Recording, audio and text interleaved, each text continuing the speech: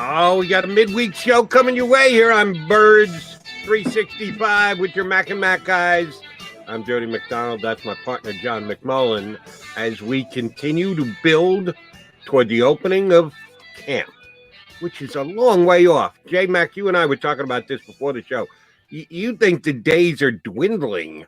I think they're actually dragging. No. I need camp to get here as soon as possible. You're still okay with, if they're not showing up, I'm all right with that. I need to decompress kind of time. That's because you do this day in and day out. I have to pay attention to all those other sports while I'm at it.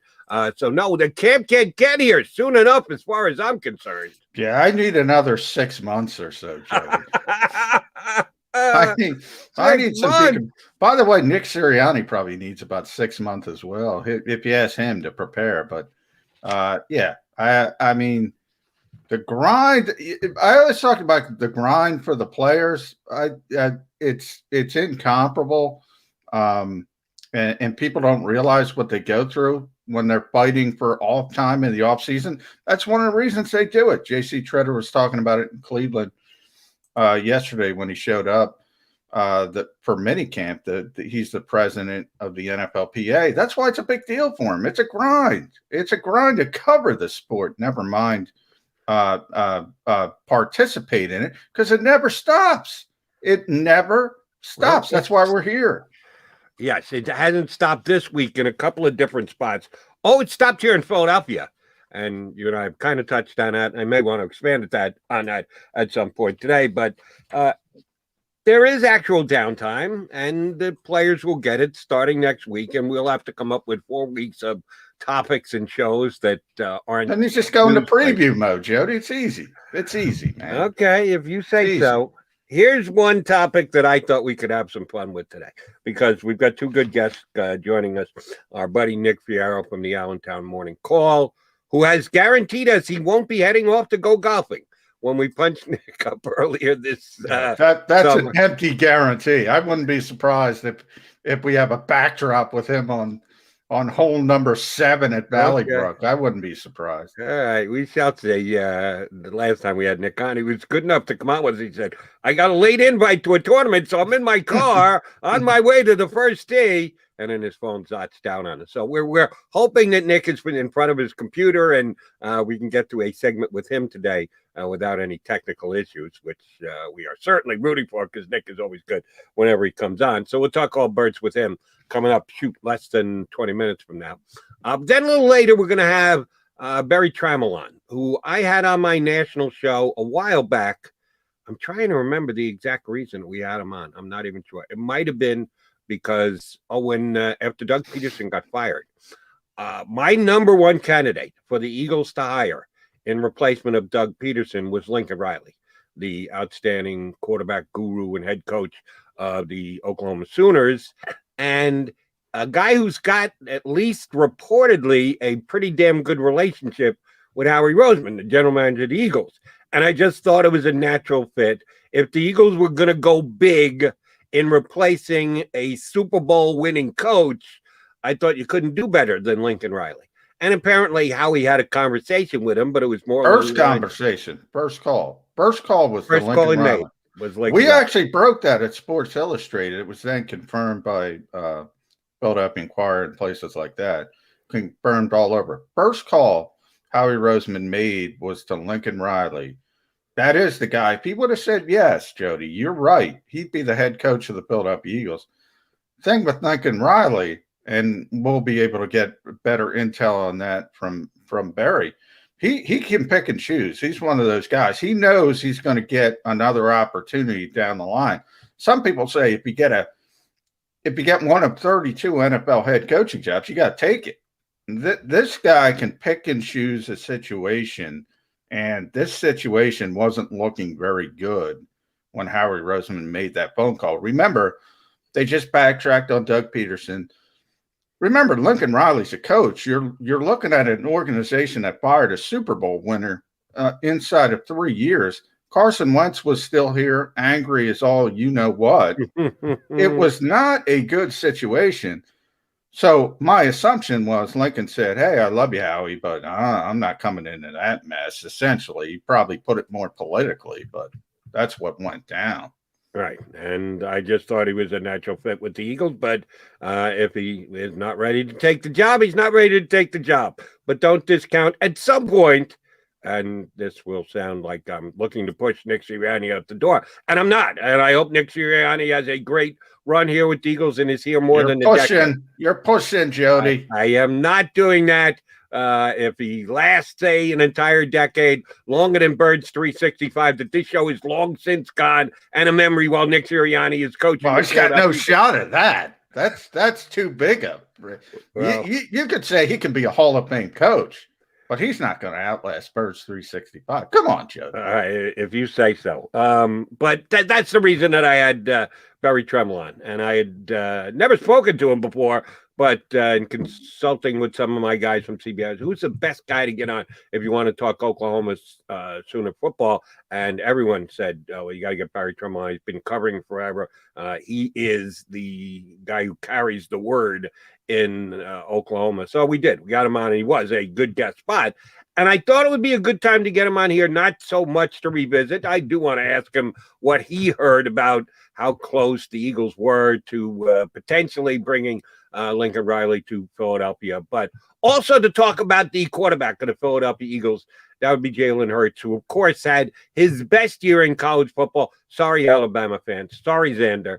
His best year as a quarterback in the college football game was his year that he spent in Oklahoma, and that's what the Eagles saw, and that's why the Eagles used a second-round draft pick on him, and that's why the Eagles, in part, are going to hand him the starting quarterback position here with the Eagles this upcoming season, even if Nick, decade-long coach in Philadelphia, Sirianni, won't come out and actually call him the starting quarterback. We all agree that he is going to start game number one if he is physically capable and healthy. And I am one of the more optimistic guys when it comes to what Jalen Hurts can do this year. And I was thinking about this last night as I was watching some Nets basketball after yours truly finished up a show on WIP last night leading into the Phillies. I wanted to comp in my mind Jalen Hurts with the other starting quarterbacks in the National Football League. And I want to do so through this prism, and I will do so with your help, Mr. McMullen. If all the quarterbacks in the NFL were no longer the possession of the teams that they play with right now, that if they became available and any team could select any quarterback under their current contract status, their age stays the same, their contract status stays the same. You get them for as long as either their contract says or you think you can keep them with a contract extension in place. It's not just all quarterbacks are equal. It's quarterbacks in the contractual situations that they're in. If the Eagles could take someone other than Jalen Hurts, if you compared the quarterbacks around the league, the 31 other starters other than Jalen Hurts, how many guys would the Eagles say, well, no, sorry, Jalen, we'll take this guy instead? If they all were available and had a chance to comp them all to Jalen Hurts, how many quarterbacks would you take over Jalen Hurts? You might be surprised how many I'm going to take Jalen Hurts over. First things first, Johnny Mac, we'll do this quickly. In the division, are you taking Jalen Hurts or Dak Prescott? Now, under your definition, or we're going long term. We're not going 20. Long term, they're as long as their contract says they are. You're getting Dak Prescott right now, but his contract, bloated and big, is I'm still taking Dak, but I'm taking nobody else in the division besides. Right, you're taking Jalen Hurts over Daniel Jones. Yeah. As am I. So you're taking Jalen Hurts over Ryan Fitzpatrick. Would I take him over Nick Mullins? Are we counting Nick Mullins? You're just I'm joking. You're pulling my leg. You're starting off by pulling my leg. All right, thank you very much. All right, we move to the north. That Rodgers guy, he's a complicated fella.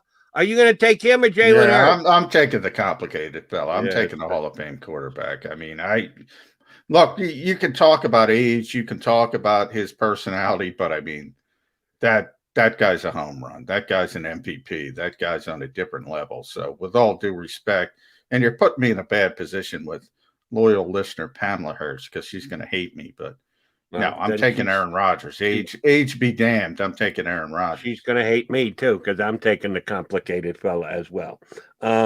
Bears, I think you know I'm where taking I'm Justin going. Fields. Yeah. Yeah, so am I. Vikings No, I'm taking Hurts. But I over might Kirk Cousins. You know what? I might not take him over Kellen Mond. That's the bigger conversation. Who's the backup quarterback? Now, to me, they're the same level. To me, they're developmental guys, young quarterbacks with a lot of traits, a lot of leadership skills. I would rate them dead even. But because of the age, because of the contract, Kirk Cousins is a better quarterback, but I would take Jalen Hurts over Kirk Cousins. So if that's the question, long Well, term. if you want to take, we took Justin Fields.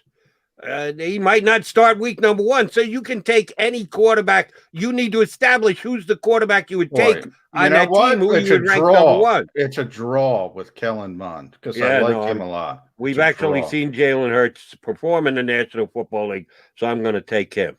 All right, how about Jared Goff or Jalen Hurts? I don't even like Jared Goff a little bit. So you're taking Jalen? Yeah, I'm taking. All right, so you and I in the first 7 teams we've gone to are exactly the same, except for the fact that you got Kellen Mond as a push. You know, in the second segment, can we go through everybody who would take in 2022? So after we get Nick on, I want to go through that because that's a whole different conversation. Who would I take now? Who would I take now? Like for right now, just to use the NFC North as an example, look, I think Kirk Cousins is a much better quarterback than Jalen Hurts. Oh, you're talking about just for 1 year. Yes. Lock it in 2020 and 2021. Because I think people are going to misunderstand this. Like, there's no way I'm going to tell you that Jalen Hurts has got a chance to be better than Kirk Cousins in 2021, excuse me. Don't even know what year we're in. Jared Goff, I'd rather have Jared Goff for this season. But long term with that contract, no. Right. It's a different conversation. And that's a vacuum that at least I'm choosing for today not to go through, because in the real world, you are taking him with an entire contract in place. You're looking at Jalen Hurts with his contract being what it is as a second round pick, inexpensive. You can do other things underneath the salary cap. That's the reality that we're dealing with. So I think it's a reality we should look at this through. All right, I'm just trying to corral the knuckleheads who are going to say, "Oh, McMullen said Hurts is better than Kirk Cousins." No, you didn't, and I will continue to acknowledge that to the fact. The only one that you've made a mistake with so far is Kellen Mond, because I called him dead even. Yeah, that's a mistake. All right, how about the Saints? You can pick or choose whichever quarterback you want. Is either one of them a choice over? I don't want any of them. Can I get Sean Payton, though, to coach Jalen Hurts? You absolutely can, yes. Well, that's not very nice to Nick Sirianni, your guy. The birthday boy. You're bouncing the birthday boy for Sean Payton on his birthday week? One guy's a borderline Hall of Fame coach. One guy just started shaving yesterday. You got a point there. Okay. But you're make a call here. Are you taking either of the two Saints quarterbacks? I hate the Saints quarterback situation. I hate it. So you're going with Jalen Hurts. Yeah. Good job. All right, that Brady guy down in. Now, this is where the contract and age come into play. I can't even. Can you say that? You take Jalen Hurts over the greatest of all time? No, I can't. I can't bring myself to do that. I can't. Nor I can't, but I am going to take him over Matt Ryan, who's a very good quarterback. As am I. And one guy you've left out is Sam Darnold. Now, that's a tricky one for me. Yeah, I'm taking Sam Darnold because of the upside. Yeah, and he's away from Adam Gase. I got to give him a chance away from Adam Gase. He's just got more talent. We talked to Bob Glauber yesterday. Look, does he have the talent? Prove it to me. And he's talking about Jalen Hurts, not Sam. If you're a top 5 pick, you're a top 5 pick for a reason from a skill set standpoint. Here we go again. Brady was a 6th-round pick. Quarterbacks are taken to develop later. It doesn't have to be determined by where you were drafted in the draft. I'm going to take Jalen Hurts over Sam Darnold. Wow. I'm going to take I, those jet stripes away from you. How I quickly may, you deviate from yeah, Broadway Sam. you know, as soon as you're out of the Yeah. laundry, then you're just not part of the family anymore. So sorry, Sam. Don't know if you're going to be able to do anything down in Carolina. All right. How about over in the West? Here's one where I'm going to call it a tie. You pushed on Kellen Mond and Jalen Hurts. I'm with the 49ers. I'm going to take Jalen Hurts over Jimmy Garoppolo. But do you take him over their 3rd pick in the draft? No, see, I'm Rookie not. QB. That's exactly what I was talking about. But this is a better, same thing with Justin Fields. There's no way. I mean, I want Trey Lance. I don't want Jimmy Garoppolo. I agree with you. I'd rather have Nick Mullins than Jimmy Garoppolo, perhaps. I don't like him even a little bit. But Trey Lance, yeah, different level. You know, I go back to Daniel Jeremiah. I asked him that very question because there was so much concern about Trey Lance not playing that much at North Dakota State. He said it wasn't close. I gotta trust my guys when it comes to evaluation. So I gotta go Trey Lance. All right, I'm turning my nose up at both you and Mr. NFL Network himself. I'm going to stick with Jalen Hurts. I never loved Trey Lance, and I haven't seen enough of Trey Lance. And everyone is projecting with Trey Lance Well, because that's what it's about, Jody. It's about projection. I'm not ready to project that. I have my level of what I need to see. And performing at a subdivision level prior to playing against NFL talent, I don't have enough information to work on. I saw Justin Fields play against top college football talent week in and week out the last 2 years. I haven't seen none of that with Trey Lance.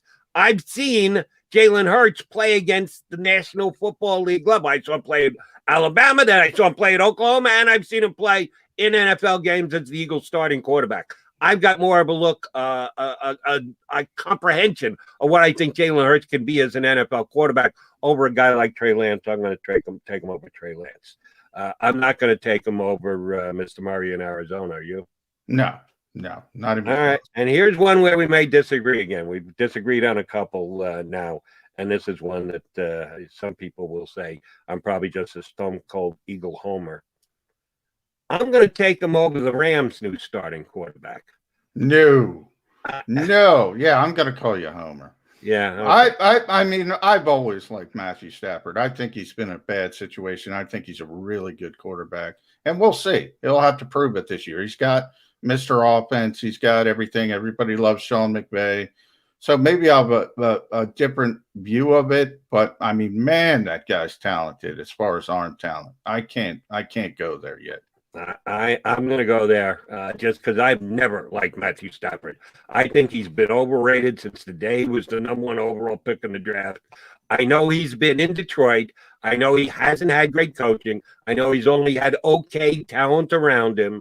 He now supposedly is on a better team with a better coach, offensive genius, more talent.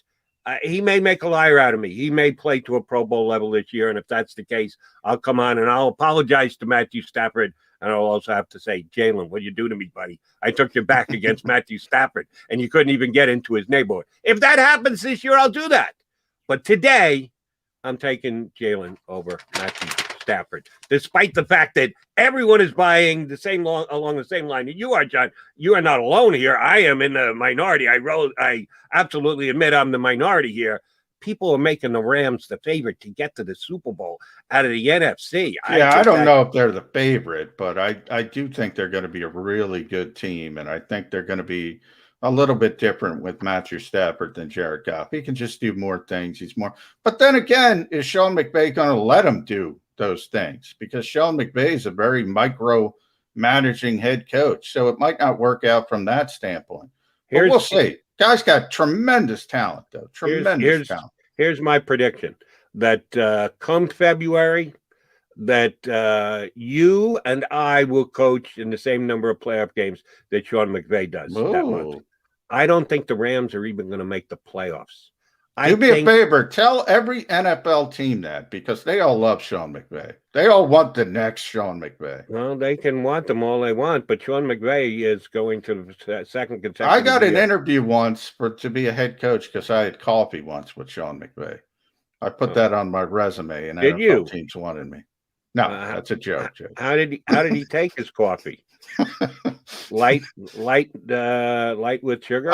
Honestly, I think he's too young to drink coffee. Probably he might well be. But you just told us this week. You informed us that on your 40th birthday, that's when all the wisdom comes in. Yes. How many years do we have to go before Sean McVay gets to 40? Well, he got hired at 32, so how long has he been there? I don't know. He's got to be 36, 37. All right, so yeah. So we got another 3 years. 35. He's 35. He's 35 years old, so we got another 5 years before he even gets the wisdom, and he will look like a wet behind the ears kid this year when the overrated Rams do not make the playoffs, led by Matthew. I don't really think he's as good as everybody says he is, Stafford. So yes, I'll take Mr. Hurts. All right, we only got through the NFC, and I had a bunch of teams that I would take Jalen Hurts over, quarterbacks in the AFC that I would take Jalen Hurts over. We got to explain this to Nick before he thinks we're crazy, by the way. Okay, well, I'll do a good job, and I'll explain it to him. But I got bad news for any Hurts fans who are watching. The result's not as good in the AFC. I actually think the AFC's a superior league right now with quarterbacks. I had a bunch that I took Jalen over in the NFC, not nearly as many in the AFC. But we'll get to that in a bit. All right, we got to take our first time out because Nick Fierro, our buddy from the Allentown Morning Call, is going to hop aboard with us next here on Birds 365. I get scared sometimes. Of a lot of things. Joining in. Decisions. The dark. The dark. But I once heard someone say, but as I always say, it's okay to be afraid. As long as you face the fear. And keep moving forward. Wherever you are in life, count on the name trusted in insurance for over 80 years. Independence Blue Cross. The savoring taste of a good bag of beef jerky is so enjoyable at any time of the day, as long as you can find it. Here's what we suggest. Pure Bull Beef Jerky is our answer, and soon it will be yours. Locally produced in the Philadelphia region, this high-quality, healthy protein snack is easy to secure. Go to steersnacks.com, and you'll see hot garlic, tropical heat, Pure Bull dry rub, and our favorite, Huck and Fod. What's that? Huck and Fod. Go now to steersnacks.com. Welcome to the Wildwoods, the perfect place where you can safely do everything or nothing at all. Catch a wave, take a nap, go for a drive, grab a bite. It's your vacation, and we're doing everything we can to make it a safe one. The Wildwoods. Your vacation, your way. The International Brotherhood of Electrical Workers, Local Union 98, is a proud sponsor of The Labor Show with J. Doc and Krause every Saturday night from 6 till 8 p.m. IBEW Local 98's highly trained and superbly skilled electricians are the best in the business, setting the highest safety standards in the electrical industry. So when you're planning your next industrial, commercial, or residential project, choose an IBEW Local 98 union contractor. Learn more at ibew98.org.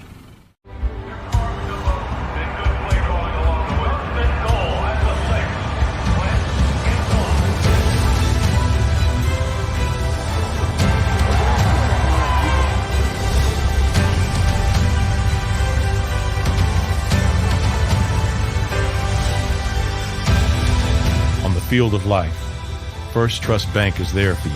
Champions on 3. 1, 2, 3. Because Philadelphia dreams deserve a Philadelphia bank. This is a key. It's a family tree. It's a pair of wings. It's a secret handshake. And a ticket to anywhere in the world. It's more than a uniform. It's the door to a world most people only dream of. There's strong, and then there's Army Strong. Try it on at GoArmy.com.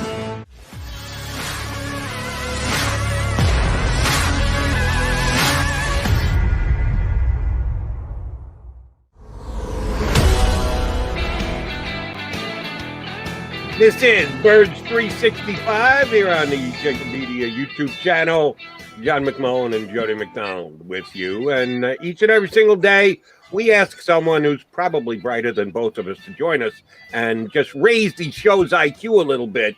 We've achieved our goal already today because hopping on with us from the Allentown Morning Call is Nick Fierro. And he's not on his way to the first tee. That's a good thing. How are you, Nick? I'm doing great. Yeah, not driving up in one band signal, low signal, central Pennsylvania. So I won't be fading in and out on this one. That might be actually a bad thing, but I don't know about raising the IQ either.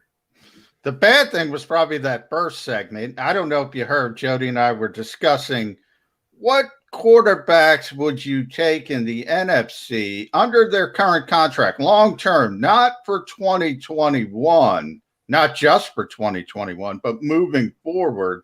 And Jalen Hurts might be a little bit higher on that list than most people think. You heard some of those names, Matt Ryan. We were talking about Matthew Stafford. Are we thinking too much of Jalen Hurts to be in the name, even with aging quarterbacks that cost a lot of money like Matt Ryan, Matthew Stafford, etc.? I'm not even going Tom Brady. I can't go there. 150, I can't go there. Yeah, no, I know. I personally like Hurts. It's funny with Hurts. You guys probably already talked about this, that most quarterbacks come into the league, you have a pretty good beat on whether they can play or not. It's just that you don't know if they have the intangibles. With Hurts, it's the other way around. He's got all the intangibles. He's just not sure about whether he can play yet. And so I guess a lot of people are rooting for him, including me. I think he can play. I do think he's going to be able to play, but it remains to be seen. He's coming into a system here that's going to be new, with a new head coach, a new offensive coordinator. These guys are, 40 years old, and what's Shane Steichen, 38? 39. I mean, it's they don't have a lot of experience, but they got a lot of energy. The players seem to be buying in, and where he rates in the NFC or in the NFL, I don't know. I mean, this year, if the Eagles are trying to win a title this year, there's probably a lot of quarterbacks out there that they would rather have, but to build around, I like the idea that they're going with Jalen Hurts, but yeah, I mean, if they thought they could win it this year, maybe they should make a run at Aaron Rodgers or, anybody, Russell Wilson, whatever. I mean, Russell Wilson is 34 years old. Aaron Rodgers is 64 years old, whatever. But some of these things might not make sense, but I do like Jalen Hurts, and I hope they give him a good enough opportunity here to prove himself one way or another. I don't even know that one full season would be that. Well, and good or bad. That might be all he gets. Let me give you two specific guys that John and I just went through. Not the older guys who've already accomplished, and money is a factor. Well, one of these two guys, money is actually a factor because he's running out of his rookie deal. Comp these two guys you would rather have going forward for the next several years: Sam Darnold or Jalen Hurts, and or Kellen Mond, the rookie for the Minnesota Vikings, and or Jalen Hurts. Which of give me those two Hurts matchups? Who would you take, Darnold over Hurts or Mond over Hurts? I wouldn't take either one. I'll take Hurts over both of those. Smart man. That's why I said we rate the IQ level of this show by bringing Nick Fierro on. Yeah. Thank you very much. Sam Darnold was once a top 5 pick, so I'll throw the context out there. He's getting away from Adam Gase. Look, that's a positive. Anybody can get away from Adam Gase. So I think when we talk about Nick, I think you hit the nail on the head, and it's very unique in the NFL. We're always arguing about young quarterbacks. Like, we know Trevor Lawrence has the talent to succeed. What we don't know is does he have the other stuff? And Jalen Hurts, as you pointed out, it's almost the exact opposite. We know the work ethic is there. We know the intangibles are there. We know he handles everything. We know he's a natural leader. Everybody gravitates towards him. But we don't know if he has that top 5 sort of skill level that Sam Darnold has. This whole league evaluated him. It wasn't like he was going to fall to 50 if the Jets didn't take him. Everybody had him as a top 10 pick. So that's my concern. With Kellen Mond, I think they're the same player. I think a lot of people thought Mond might even go late first round. He ended up going third round. A lot of people thought Jalen Hurts would be a third round pick. Ended up going in the second round. I think they're almost exactly the same type of prospect, except one's got a higher skill level from a physical, from a measurables, from a trait standpoint. So that's what makes it a little bit more difficult for me to add the context to it. Yeah, exactly. I mean, you know, and we saw it, you know, we saw it happen with the Eagles. We saw it happen with their quarterback last year. I don't know what direction Carson Wentz is going to go, but you know, he's probably in the best spot he can be in, but man, he didn't handle things well last year. Yeah. I don't expect Jalen Hurts to ever be in that situation. So where he's, you know, demanding a trade, looking to get out, you know, being petulant, changing plays, and I don't see that part of it. But yeah, that's why I think a lot of people are rooting for it, and I think that's why the players kind of gravitate toward him. Right, and here's one of the things that John and I disagree on. That just because of where you were drafted, it holds that much gravitas. It really doesn't, because John and I both picked Jalen Hurts over Jared Goff, who was picked number 1. And if the Rams hadn't taken him, it wasn't like he was falling down to number 50. No, he was going to go somewhere in the first. Going to go number 2. 5 picks. Right, number 2 to the Philadelphia Eagles. And guess what? We both took Jalen Hurts today. So where you were selected in the draft has relevance on the day you're selected, and then it is determined by how you play thereafter. And yes, John's got a good point in that I don't know that Sam Darnold had the best coaching or was on the best team with the Jets, but that's what you got to base it on, what he's done so far in the league. And here's what I know as a Jet fan. Sam Darnold didn't do diddly since he got into a Jet uniform. If you want to say it was everybody else's fault for Sam Darnold, you may be proven right. We'll see what he does in Carolina. But I'll tell you this, he didn't do anything. He didn't merit being the second, third pick in a draft. He played like a guy who should have been drafted in the 8th round in the NFL draft, which, of course, they don't have. So we'll see how Sam Darnold does in Carolina this year. Yeah, I think, too, with the NFL, and not just with Darnold, but with everybody, you know, the league has just become such an impatient league when it comes to quarterbacks. You know, guys can't develop. I once had a long conversation with Kurt Warner about this. You know, he never, like today, he would never get a shot. He would have been typecast, and that would have been it. I guess it even back then, it took, you know, like an act of God for him to get a chance with 2 injuries ahead of him. But, you know, he wasn't ready to go. Had he been thrust into that same role 2 years earlier, he probably would have failed. And then he would have been typecast as this guy who, you know, was just a backup the whole rest of his career. Lots of times it comes down to, are you in the right place at the right time? And do you have the right coaching? And a lot of these guys might not be ready to go their first, second, or even third years, but later in their careers, they find something. And, you know, maybe Darnold is one of those guys. And I think there are probably a lot of guys like that, you know, in the league. But once you get typecast and once you get, you know, sat down, and teams don't want to, you know, they have a new coach, you know, they don't stay patient with the coach very, very much. So the coach is going to go for a more experienced guy.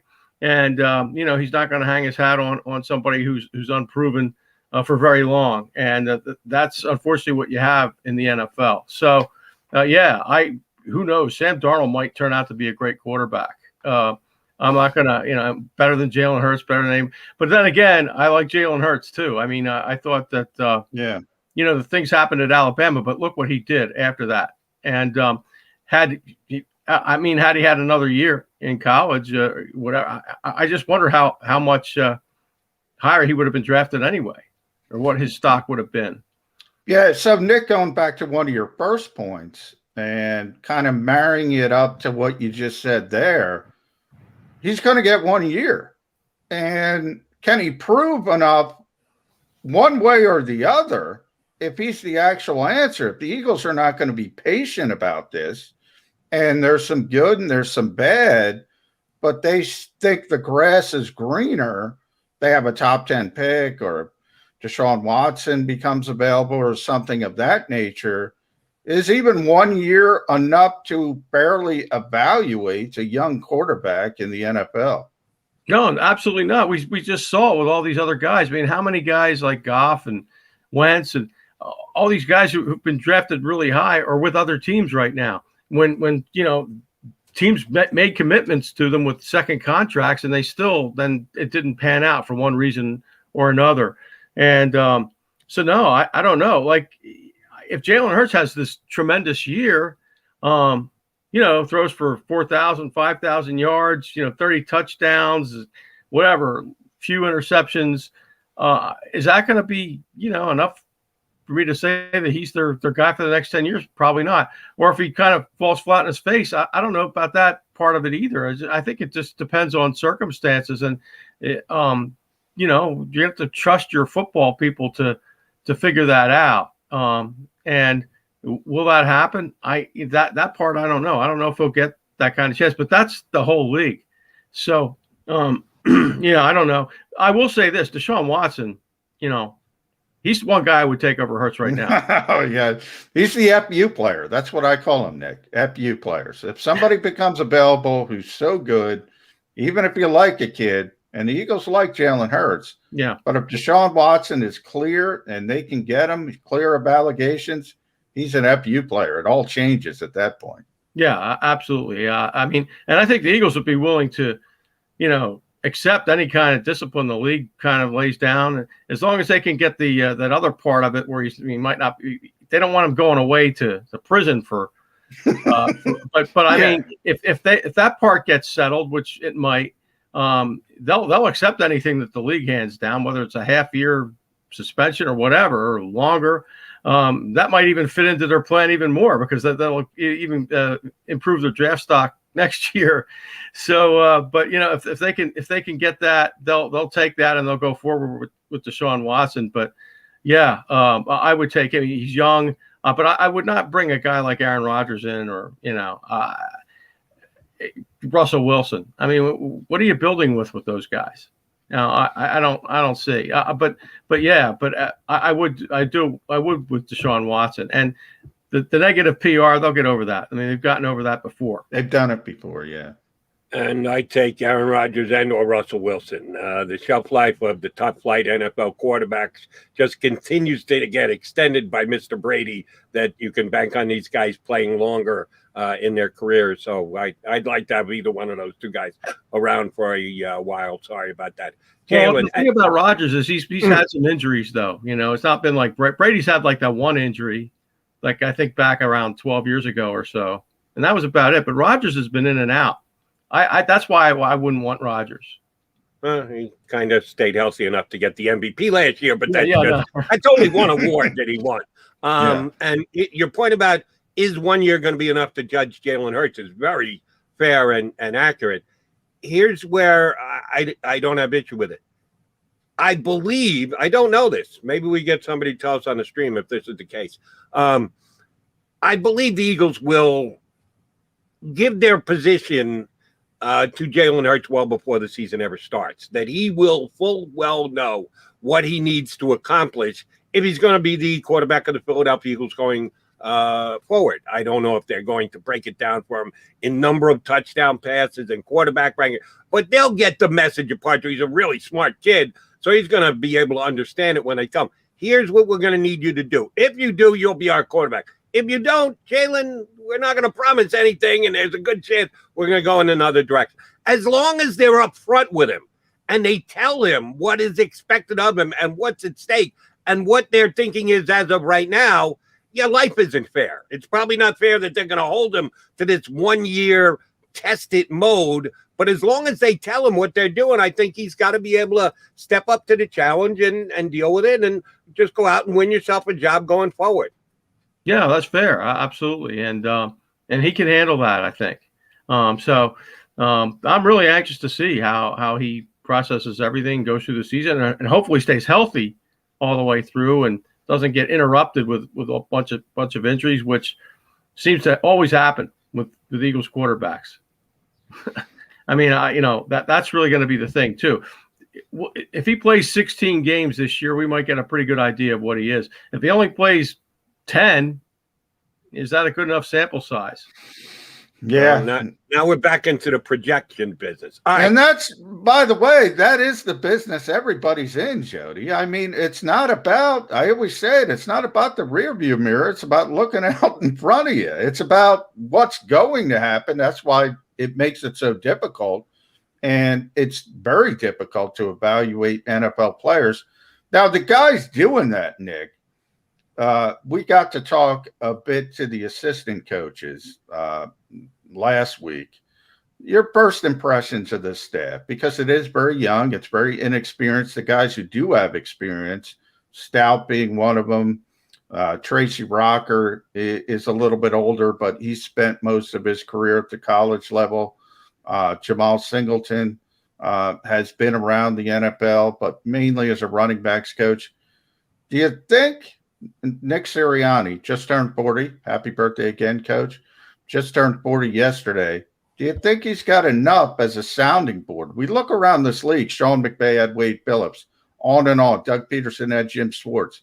Matt Nagy had Vic Fangio. Why the Eagles didn't bring in a veteran coach as a sounding board for Nick Sirianni? Yeah, good question. And they let him pretty much pick his staff, didn't they? From what I understand, they didn't really let Doug Peterson pick his staff. Amazing. One of the most amazing things. I can't figure it out. So, yeah, he's got all these young guys, but I imagine he'll lean heavily on Stout. And, I'm not sure about Tracy Rocker. Tracy Rocker's 50-some years old, but, like you said, he's only spent, I think 3 years in the NFL before coming here. And that was a few years ago. And so, I don't know. A good question. I really like Jonathan Gannon. I think he's got a pretty good feel. One thing I noticed about these coaches, they're all still like athletes. How they run on the field. Yeah. They get out there. They might as well be like baseball guys and wear the uniforms and just be out there playing pep or whatever. But I like that part of it. But yeah, I don't know. And things start to go sideways. Will they be able to handle that? That's really the thing. I would think you'd need a little bit more experience in there. All right, Nick, I want to jump back into quarterback mode with you. Eagles with a big signing this week. Nick Mullins now in Eagles QB. And I did double check in my betting outlets. The Eagles were 6.5 under over for this year. The needle hasn't moved. It hasn't gone to 7 or 8 with the signing of Nick Mullins. Yeah, I know he's the third string quarterback, and if you get there, it doesn't much matter. But I still don't understand this. How this team, as of right now, doesn't have a developmental quarterback. And my partner keeps trying to tell me, no, the starting quarterback is the developmental quarterback. No, if you're the starting quarterback, you're not developmental. You're the starter. If you're the starter, you're not developmental. If you're developmental, you're not the starter. Those two things go hand in hand, at least in this man's mind. How do they not have a developmental quarterback on his team right now? And was Nick Mullins a great signing just in case, because he's actually played a bunch of games pretty poorly in the NFL so far? Yeah, I'm not so sure that they really need a third string quarterback to be a developmental guy. I think I kind of agree with John. Your developmental guy is Hurts, but the bottom line is I don't really felt that they thought Newman was going to be the guy, and I felt like they upgraded with Mullins over Newman. That's the bottom line on that, as far as I'm concerned. I think that was an upgrade there, and maybe the number 3 quarterback, especially the way the things have gone, is going to be a factor this year, because he's going to be. There's going to be times when maybe the number one's out. Like I said, we're talking about injuries with Hurts, and so I don't know. I don't think you necessarily have to have that. And this is all temporary anyway, and that things could change. There's going to be quarterbacks floating around there that they might pick off that get let go, or that might be out there. So I'm not really concerned about that part of it right now. Yeah, and Nick is coming off elbow surgery as well. Not Nick Fierro, Nick Mullins. Yeah. So we got to see if he's healthy come August when he's out there. So number one, with Nick Mullins, I agree with Nick. I don't think third quarterback is that important, but there are a lot of important positions on this particular team, Nick. And we talk about competition. We always got to go back to the one position that, as we stand here today, looks like a glaring weakness, and that's cornerback after Darius Slay. They still haven't done anything. They still haven't brought in a veteran. Veterans elsewhere, a lot of people talked about Bashawn Breeland, and he's out. Steven Nelson's still out there. Can they go into a season counting on Zach McPherson, a fourth-round pick, or Mike Jaquette developing, or is that going to be an absolute disaster? Yeah, I think they're going to be making some moves, right? I would expect them to be doing some things there, both at that position and safety, maybe even linebacker. But yeah, I don't think they're really kind of ready. But then again, maybe Zach McPherson is the guy. But Avonte Maddox didn't really work out last year as an outside corner, and so they're going to probably move him back in there this year. Maybe he's even an option at safety, because they're going to need an extra safety, because I don't think Rodney McLeod's going to play. So this all kind of plays into it too. I don't think he's going to be ready to play to start the season. Yeah. And so they're going to be short there. I think really short at safety. And, it depends on what they play, right? I think we kind of all expect JG to kind of play a cover 2, cover 3 a lot as kind of like and so do they really need big time cover corners? Probably not. As long as these guys can understand the zone, but you need great safeties for that. And I don't know if you have that, beyond their starters, and one of the starters is probably going to be out. And so I don't know. It's how that whole back end works, but I imagine I would pretty much guarantee you that they're going to be making moves at corner and at safety to bring in veterans or, guys either via trade or waiver pickups.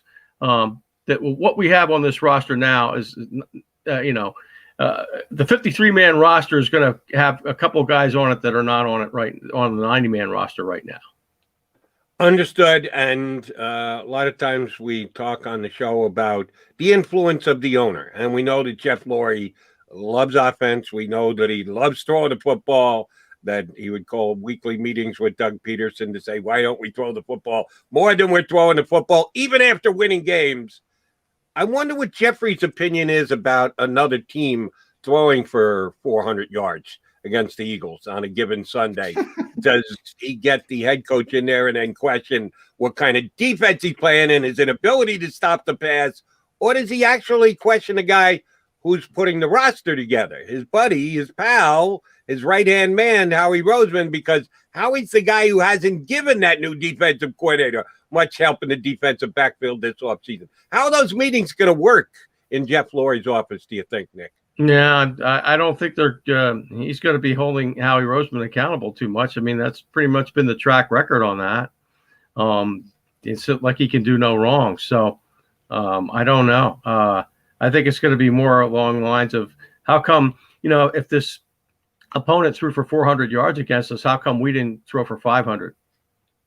That's a good point. And to Jody's original question, Nick, does Jeff put 2 and 2 together? He's like, I want to throw the football, but he doesn't seem to be concerned that the other team can throw the football against him. It's only one way. It works both ways. And I want to take you down this road because I ask a lot of people this, Nick. And you've been around with me, and we see it every year. When the season ends, Howie Roseman comes up there and says, we got to get younger. We got to get more cost effective. We got to turn this thing over. And then the season goes on. The off season goes on. And slowly the Eagles start thinking, you know what? Maybe we got a chance. We're in a bad division. The NFC East stinks. We're a little bit better than outside people think we are. And all of a sudden the Ryan Kerrigans start coming in. You mentioned cover 2, cover 3. Guess who's out there? Richard Sherman, the cover 3 cornerback. Did the Eagles go down that rabbit hole again and keep bringing in veteran players? They just want Nick Mullins instead of a Jamie Newman, who's a young, cost-effective guy. They brought in the veteran. Are they going to keep going down this road? Are they going to fall in the rabbit hole again and say, we're a little bit closer than people think? Yeah, that's a good question. And I don't know. I wrote, again, but maybe it comes down to cost too. You mentioned Richard Sherman. How much will it cost to get him in here? I wouldn't necessarily mind him in here if it doesn't, put them back or mess up their cap. And at this stage, what would he get? And that same way with Steven Nelson too. I mean, he's younger, but still he's veteran. I think he's 28, 29. And is it worth it to go out and get a guy like that when, you're probably not going to be contending for a year or two? And so then, you have to worry about re-signing him. Lots of these guys are in on a 1-year deal. But just keeping along those lines, have you looked at the Eagles roster online lately that they put out there? They list all the guys. They list 3 unrestricted free agents, and one of them is Jason Peters, who's still on their website as an unrestricted free agent. Just putting that out there. Coming back, the flow chart, Nick. The flow chart at the Nova. There we go. Yeah. Jason Peters. They list Crevon LeBlanc and Nickel Roby-Coleman. Right. Those are 3 unrestricted free agents that they still list on their roster as of right now. Okay, that hopefully. I'm just saying that. But yeah, but again, I don't know that it would be necessarily bad to get a guy like Richard Sherman. They got to get somebody better in there. They got to get some competent people in a cornerback and at safety. Because again, I don't know what they have. You can't rely really on anybody. I'm actually working today. I just posted the story right before we came online with you guys about my 53-man roster projection, my first one of the year. And boy, I really had a tough time with the safeties. You don't like Marcus Epps? Come on. Yeah. Well, I like. I put him on the team because of special teams. But like, what else do they have? Like, that Kayvon Wallace, we don't know about him yet. They got Anthony Harris, but I have Craig James on there because of specialty. I don't know what else do they have? And if one of these guys goes down, that's really going to be a problem. Yeah. If Anthony Harris goes down, it would be ugly at the safety position. I mean, they would they used to be able to handle one injury at each position group. That's how they won the Super Bowl. They had a bunch of injuries that year too, but it was spread out over different position groups. But in recent years, they've been getting hit hard with 4 and 5 guys going down. But now they're back to this point where, if one guy goes down, like if Slay goes down, or, what are they going to do? If Harris goes down, what are they going to do? I don't know. It's fair point. The depth is really bad on the defensive side of the football. Nick, I think I inadvertently got an internal email that I wasn't supposed to get from the Eagles that said they're not allowed to remove Jason Peters' name from the roster until Mr. Laurie specifically said so. Yeah. So apparently he has not sent that memo out. I did get the one about don't you dare take him off the roster, but he is still on there. I'm going to bring up something, Nick, that we've been doing Birds 365 for 10 and a half weeks. And it dawned on me last night when I was putting some ideas together for the show that this has not transpired. Would you believe in 10 and a half weeks, neither me or my partner, John McMullen, have issued any kind of thought process or statement or even mentioned the name of Jake Elliott, the leading scorer of the Philadelphia Eagles, as their kicker, has not been broached once this entire 10 and a half week off season that we've been doing here on Birds 365. He had an okay at best, I would even say kind of disappointing year last year. And you we're just talking about depth on the roster and competition. Isn't that the mantra of the head coach? Competition? There is no competition for the Eagles kicker spot as of right now. Are the Eagles okay with Jake Elliott as their kicker? It seems like they are, and I'm glad you brought that up because I really feel like, it's not just Jake, but all the guys that came before him were actually hurt by not having competition in camp. Even though they realized that, the team could go out at any time and sign somebody, that they're really competing against guys who are not on the roster. It doesn't matter. Having somebody right there kicking alongside you, that means a lot. And, I think that it's really kind of hurt him over the years. And it just like it hurt kickers before him to not ever have more than one kicker in camp. You got 90 roster spots. Do you really have to have every one of them? You can have 2 kickers on there. You can afford to go with one less linebacker or something like that. And I really believe in that.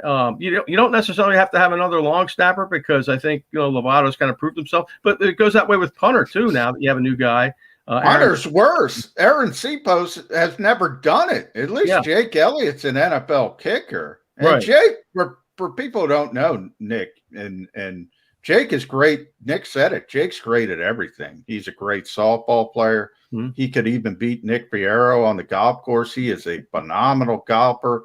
Ping pong, he destroys everybody. Jake Elliott does everything well, as Nick Sirianni said, except the occasional 33-yard field. Yeah. Which is kind of the most important thing. Thank you very much, Mr. McMullen. I give this much care about what Jake Elliott can do other than kick the ball through the goalposts. Here's another thing, too, that I brought up in my story, and I've been trying to get this question in on the coaches, but it's tough because you only get one chance in these Zoom calls. Yeah. Why don't the Eagles consider hiring a kicking coach? A lot of teams are starting to go to this. Your kicker is almost always your number one scorer. You would never go through a season without a quarterback's coach. Your quarterback's your number one position. To me, kicker is almost as important. And, it's not enough to just have a special teams coordinator who times the stuff with the stopwatch and does all that stuff and breaks all that metric stuff down. But when you get a kicking coach in there that can really help you with mechanics and things like that, that could really be helpful. And I think the Eagles could, and a lot of teams could really benefit from having a kicking coach, and I think they should consider doing that. They hired a kicking coach. They hired Randy Brown's kid. Yeah, the mayor of Marlton, the Ravens kicking coach.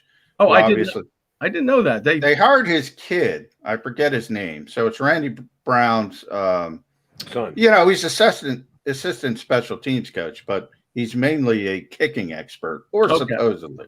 So they've gone a little bit down there, bro. Well, that's good. That should help. I mean, Friday, he knows what he's doing. But I think every team should do that. Yeah, Nate Kading, I know the former kicker for the Chargers, has been a kicking coach. You would think it would be somebody who was in the NFL, though. I mean, Randy's son is very young. There's not a lot of experience there. But they have at least started to go down that route, because I agree with you. I mean, you got 150 coaches. Why not have a kicking expert coach? Yeah, that would be Tyler Brown. Shame on me. I should have known his name, too, since he is a former Cherokee standout. My daughter's high school right here in town. Randy's son is assistant specialty teams coach, but I got to believe he is the kicking instructor. So John is exactly right about that. But he's got to be close personal friends with Jake Elliott now, since they just pal out together. Will Tyler Brown be able to coach, since Jake Elliott is going to beat him like a drum in every single thing in life, except for maybe kicking, according to Nick Sirianni? Yeah. Well, yes, Nick's right. Jake's great at everything. I mean, everything. It is unbelievable. Hand-eye coordination stuff is tremendous. I think he's a 3 handicap or 2 handicap on the golf course. He could beat Nick Fierro? That's tough to believe. All right, Nick, just 1 or 2 more quickies before we let you go. Hold on. Let me see. Oh, Zach Ertz is still here. Zach Ertz is supposed to have been gone like 2 weeks ago, 4 weeks ago, 8 weeks ago, 12 weeks ago. And yet he continues to be property of the Philadelphia Eagles.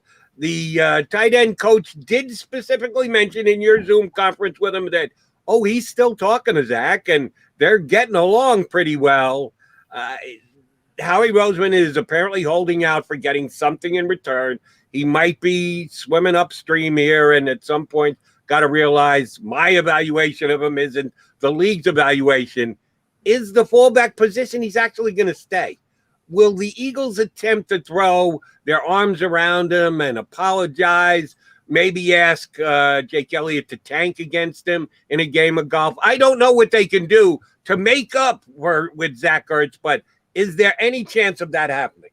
I don't see it. And do you guys? I really don't. I mean, I feel like he's going to be gone one way or another, whether they have to release him or take a conditional draft pick. But I think that the differences can't be mended there. I just, how do you guys see it? I would really be surprised if he's on this team.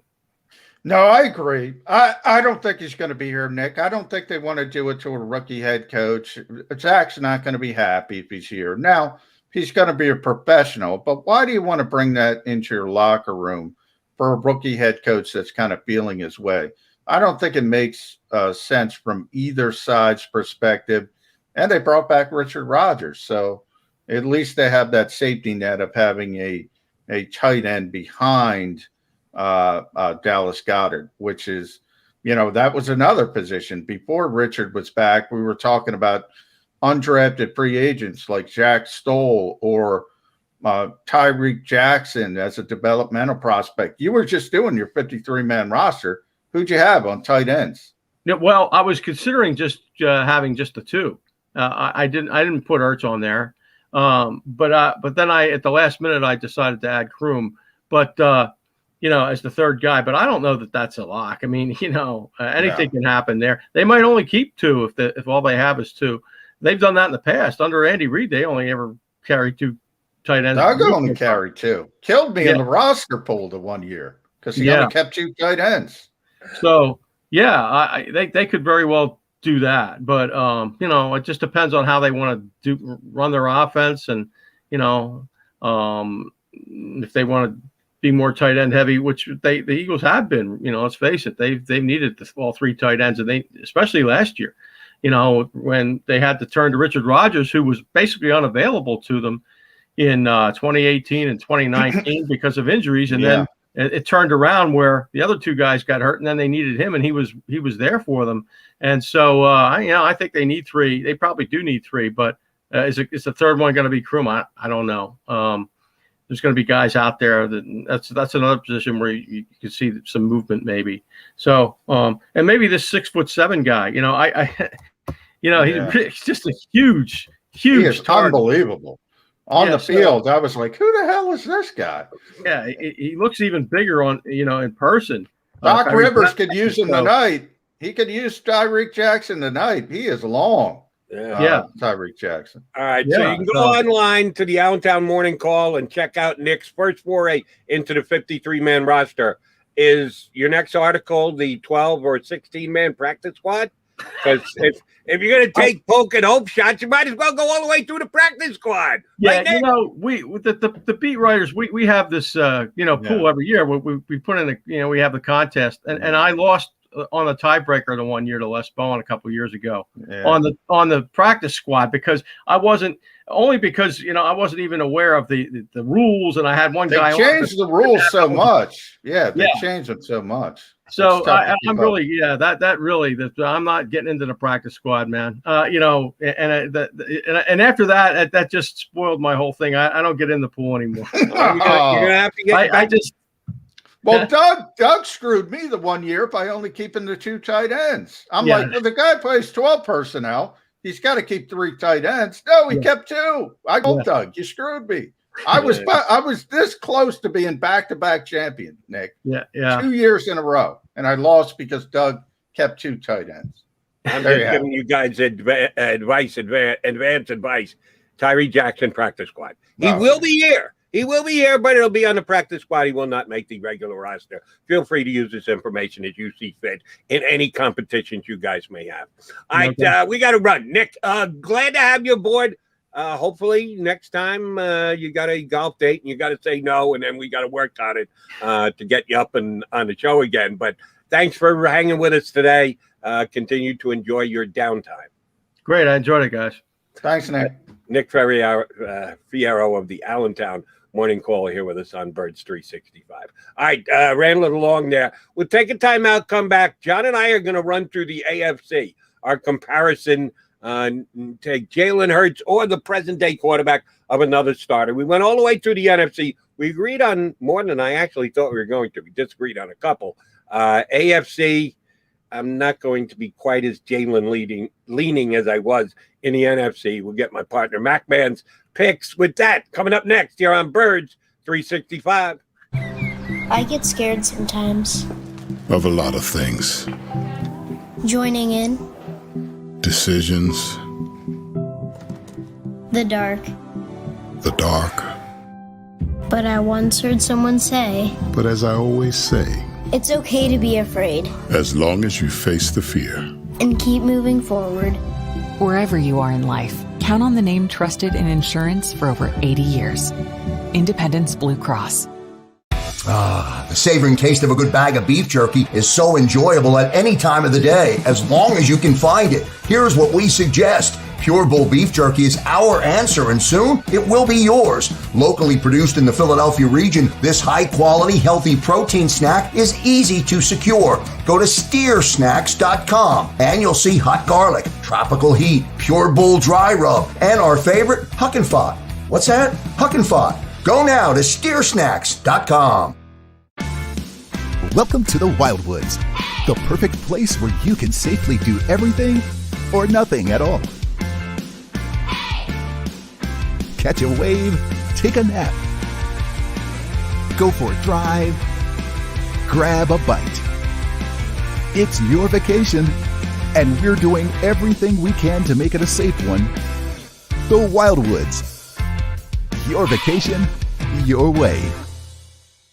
The International Brotherhood of Electrical Workers, Local Union 98, is a proud sponsor of The Labor Show with J. Doc and Krause every Saturday night from 6 till 8 p.m. IBEW Local 98's highly trained and superbly skilled electricians are the best in the business, setting the highest safety standards in the electrical industry. So when you're planning your next industrial, commercial, or residential project, choose an IBEW Local 98 union contractor. Learn more at ibew98.org.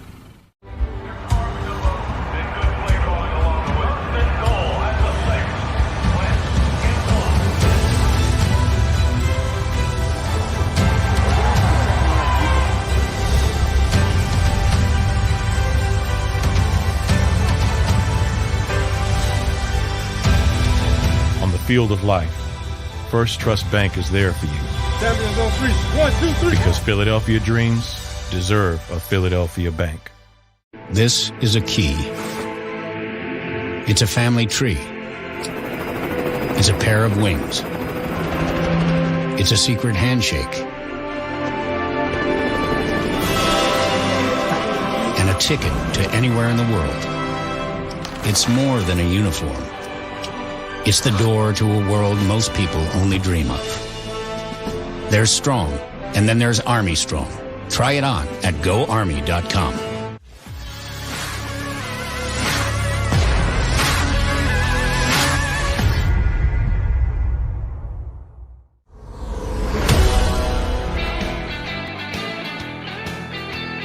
Hey, Birds 365, get together here on the JAKIB Media YouTube channel. The Mac and Mac guys, John McMullen, Jordan McDonald, hanging with you. Coming up, joining us in less than 15 minutes now. Barry Tramel has been covering the Oklahoma Sooners forever.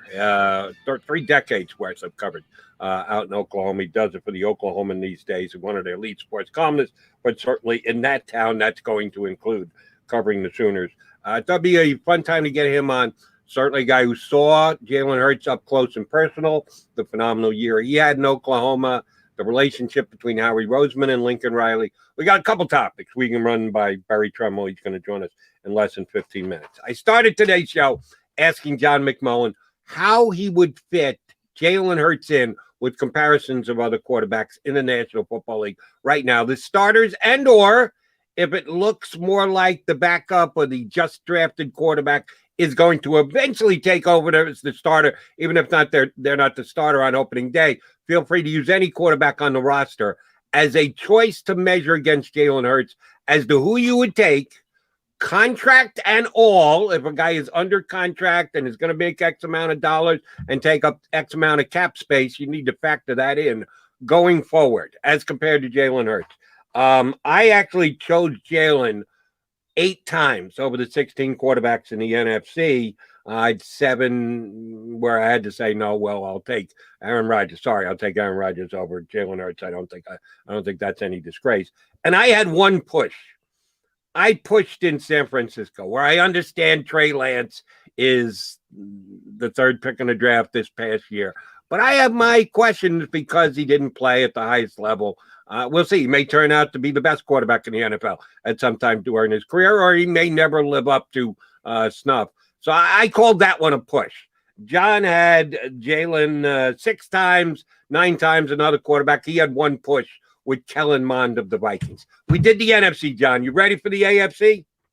Let's go. Let's do it. All right. AFC East.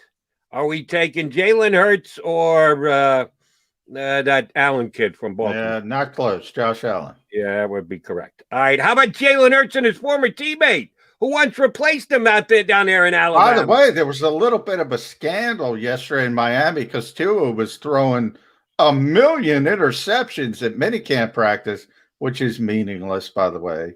People get so up that you have no idea what they're trying to accomplish. It's like a pitcher in spring training. Maybe he's working on a pitch. Maybe he's trying to push the football down the field. Completely meaningless. I'm not a big Tua fan, to be honest. And I kind of want to lean towards Jalen Hurts, but I got to be consistent. Look, he beat him out at Alabama. He's a top 5 pick. He probably would have been a 1 or 2 had he not get injured. I think that injury affected him. I did not like the way he looked last season. But if you force me to pick somebody, I would pick Tua because I think he's got more talent. I am a big Tua fan. Sorry, Mrs. Hurts, if you're listening. I'm taking Tua because I think Tua is going to have a breakout year despite the picks he threw in camp yesterday. All right. Mac Jones. No, Mac Jones. I'm going Mac Jones. I got to go Mac Jones, too, because I said I thought he was the 3rd best quarterback in this year's draft. And, yes, Zach Wilson was the number 2 pick in the draft with the Zach Jets. Wilson. Yeah, I'm going Zach Wilson. So am I. And I will once again apologize as I pick against Jalen. Look, I brought up Daniel Jeremiah before, Jody.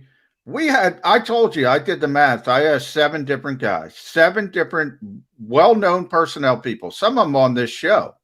Rick Saratella, your buddy, Matt Manicherian, our buddy from Sports Info Solutions, former NFL scout, Blake Bedingfield, we asked on this show, on and on and on. I asked, where's Jalen compared to this quarterback class? Everybody said all these guys. Obviously Lawrence, but Zach Wilson, Trey Lance, Mac Jones, Justin Fields, they're all better. So, and it's not close. So I gotta rely on those guys. I gotta trust those guys. Those are if I'm Jeffrey Lurie, those are my football people. I gotta trust their evaluations. That's where I am in this. I like to take in other people's opinions, but I generate some of my own opinions by watching as much college football as I do. So I don't take what they say as gospel, but I'd be stupid not to at least incorporate their opinion. They spend that much time looking at it. It can certainly shape my opinion as well, but it does not become my opinion. So I don't agree with all of them. That's why I'll say Jody's Jeffrey Lurie. I don't meddle. I don't meddle. Yeah, I trust my football people. If that's the case, I just wish that I had Jeffrey Lurie's bank account. All right, let's move to the north. Lamar Jackson or Jalen Hurts? Not close, Lamar. Yeah, he's kind of got an MVP in his back pocket.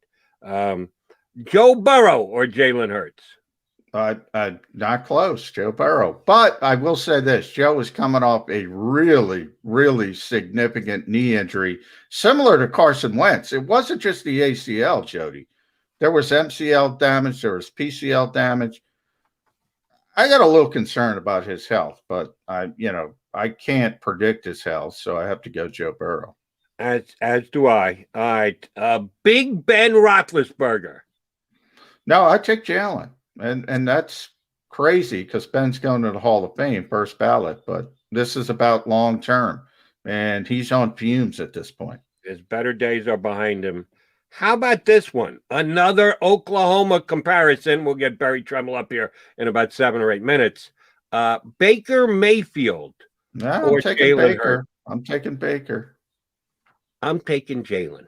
Right. I'll take that other Oklahoma quarterback. I think Baker Mayfield had a nice year last year. I think he could actually come back to the pack. He could get even better and become a top 10 quarterback in the league. Or he could regress to the mean, and I'm predicting regression. Part of it is coaching as well. I love Kevin Stefanski. He's a Philly guy. I know him.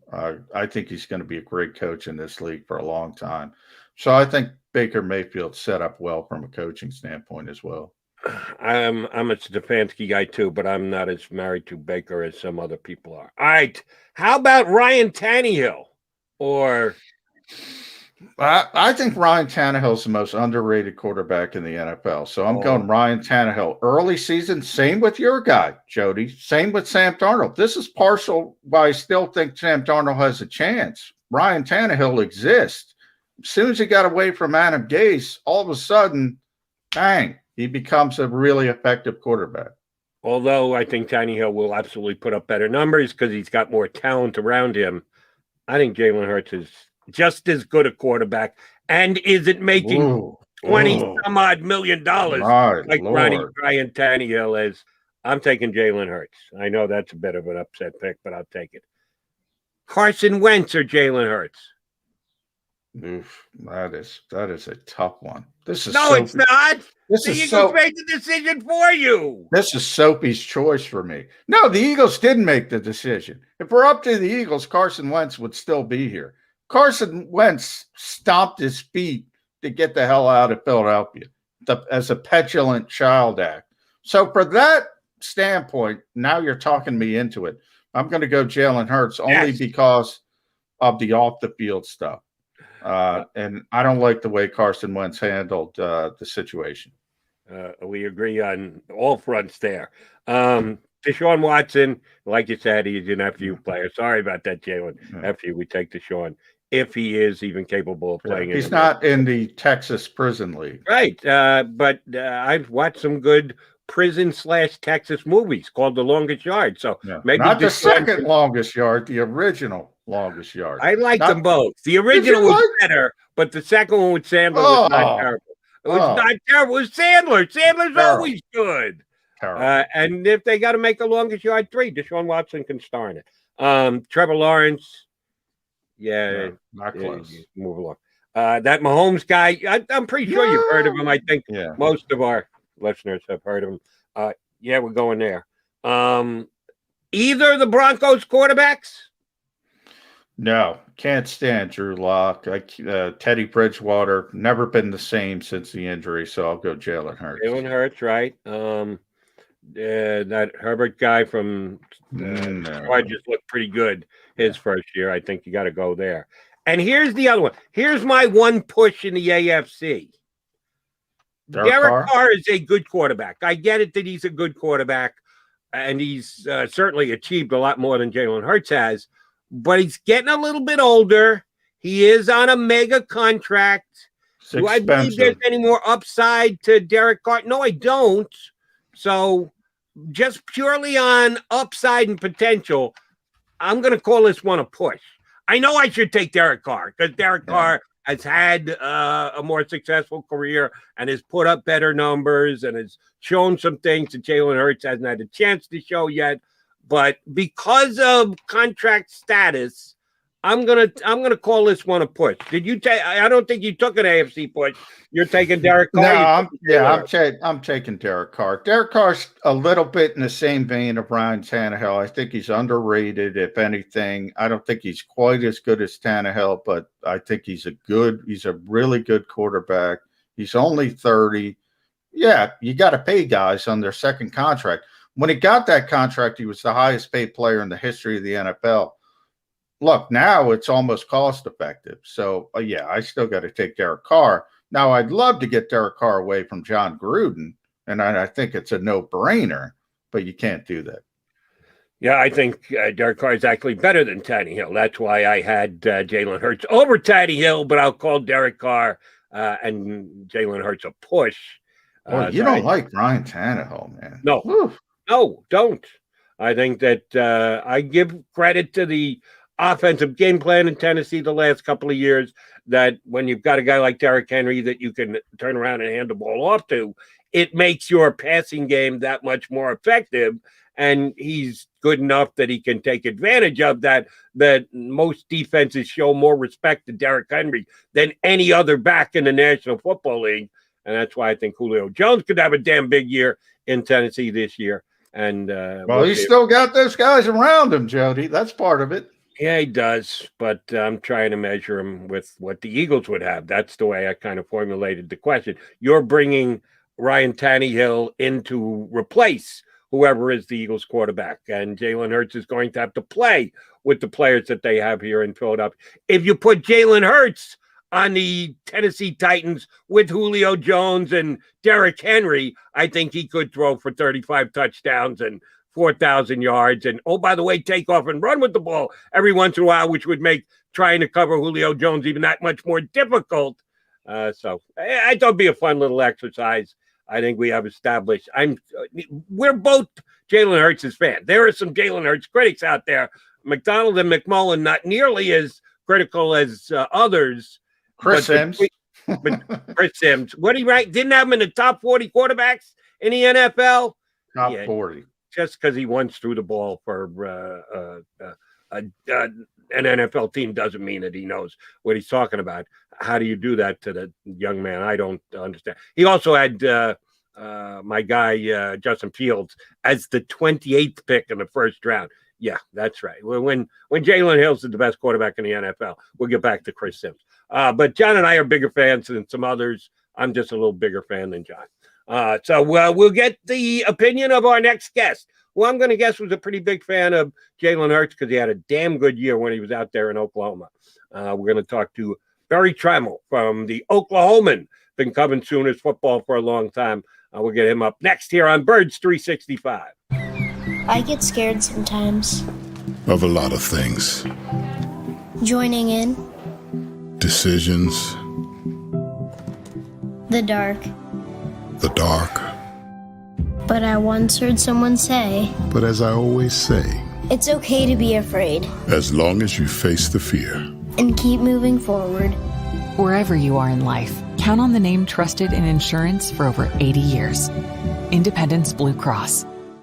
The savoring taste of a good bag of beef jerky is so enjoyable at any time of the day, as long as you can find it. Here's what we suggest. Pure Bull beef jerky is our answer, and soon it will be yours. Locally produced in the Philadelphia region, this high-quality, healthy protein snack is easy to secure. Go to steersnacks.com, and you'll see hot garlic, tropical heat, Pure Bull dry rub, and our favorite, Huck and Fod. What's that? Huck and Fod. Go now to steersnacks.com. Welcome to the Wildwoods, the perfect place where you can safely do everything or nothing at all. Catch a wave, take a nap, go for a drive, grab a bite. It's your vacation, and we're doing everything we can to make it a safe one. The Wildwoods. Your vacation, your way.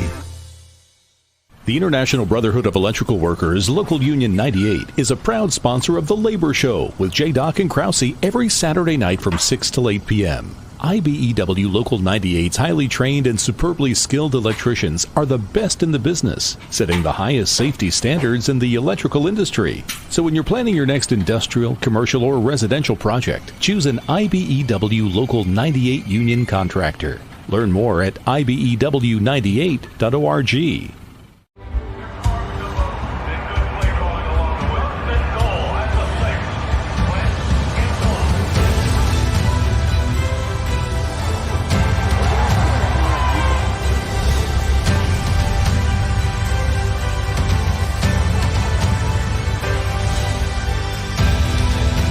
field of life, First Trust Bank is there for you. Because Philadelphia dreams deserve a Philadelphia bank. This is a key. It's a family tree. It's a pair of wings. It's a secret handshake. And a ticket to anywhere in the world. It's more than a uniform. It's the door to a world most people only dream of. There's Strong, and then there's Army Strong. Try it on at GoArmy.com.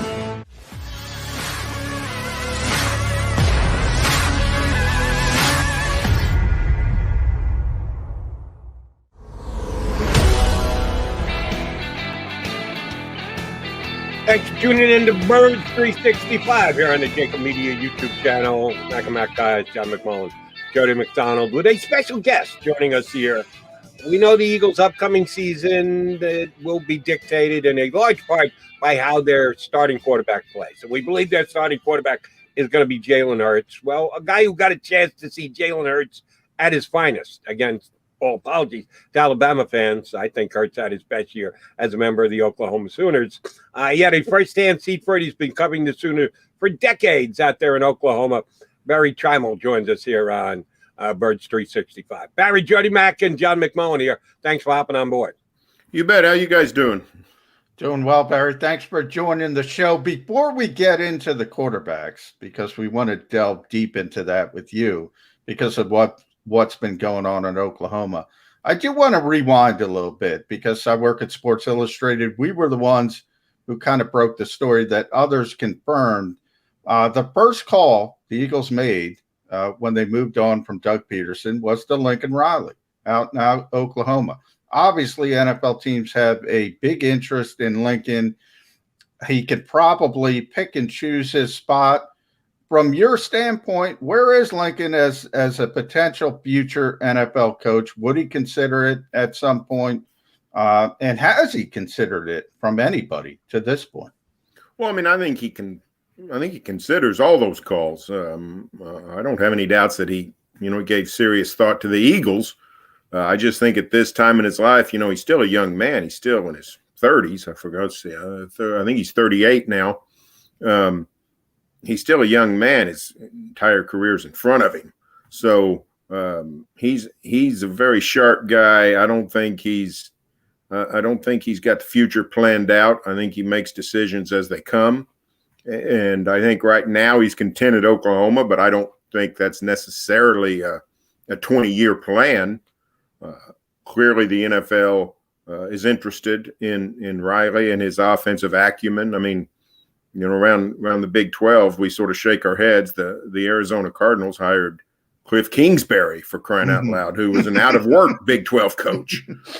So clearly they would want Lincoln Riley. I think he'd be a very good coach. Now, all kinds of good coaches don't win in the National Football League. There are no Kansases in the NFL. There's a bunch of Kansas Cities. So that's a big difference. It's harder to win. But he would be a very good NFL coach. His offense is great. His managerial skills are great. His leadership qualities are top notch. So he's the total package of the modern NFL coach. The Sean McVay types that have sort of really risen to the most wanted list in the NFL.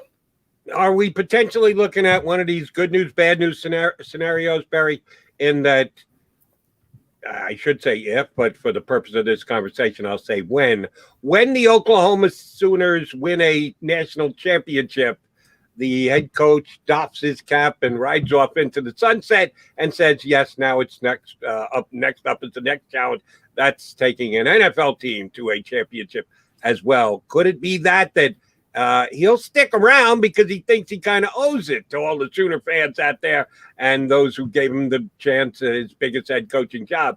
After I deliver a championship, then I can go on and take my next challenge. Could that be the way that it plays out? Well, it obviously could. Now, there's a couple of things you said in there that are very revealing. One is the idea that he owes Oklahoma something. The truth is, coaches by nature are not a very loyal bunch. They lead the world in breaking contracts, much more than players ever thought about doing.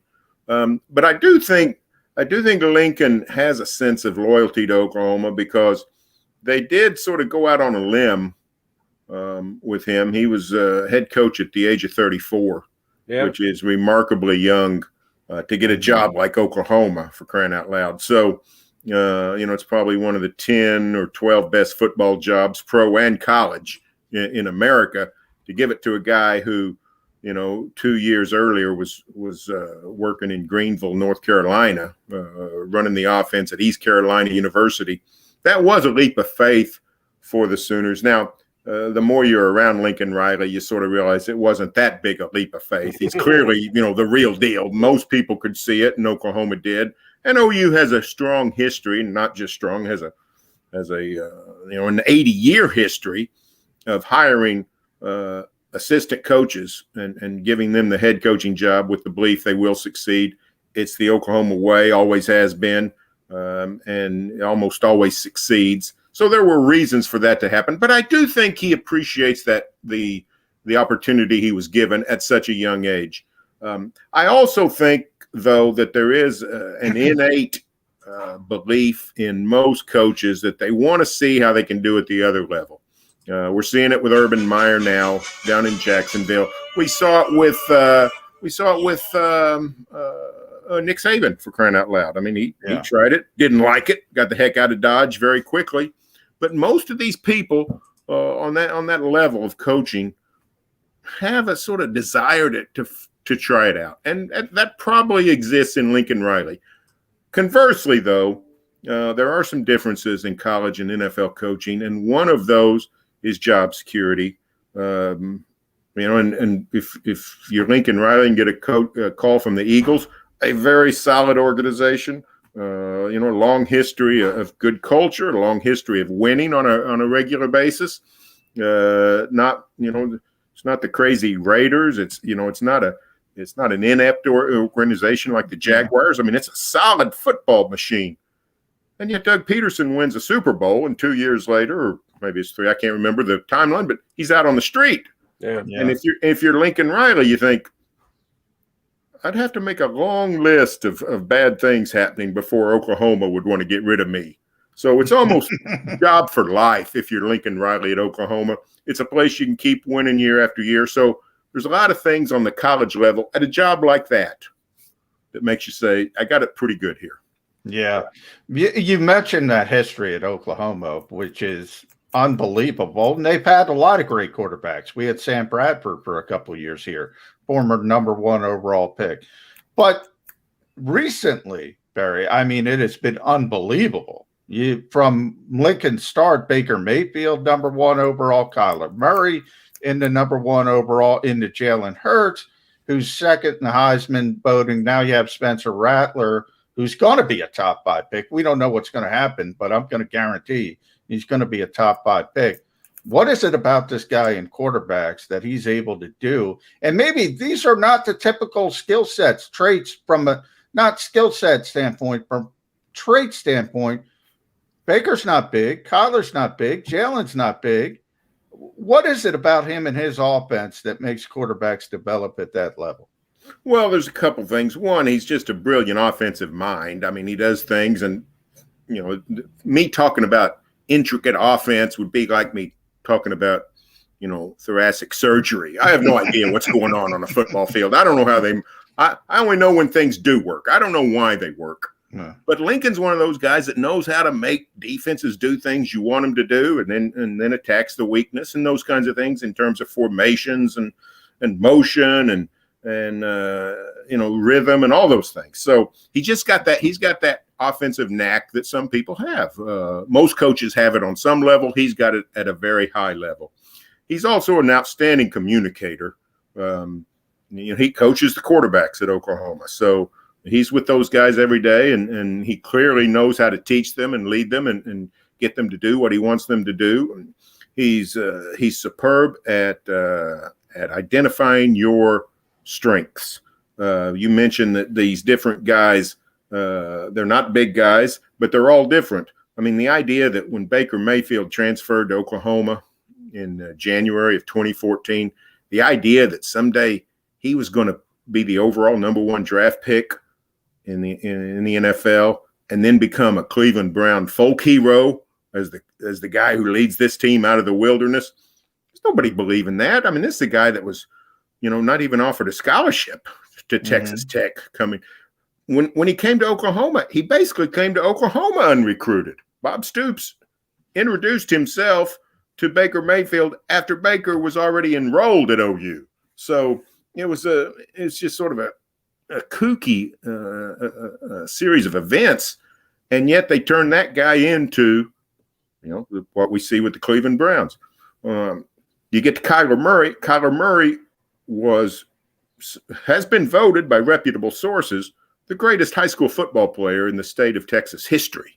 So the total package, except he's 5'9"3/4, and nobody believes a 5'9" quarterback is going to succeed at a high level.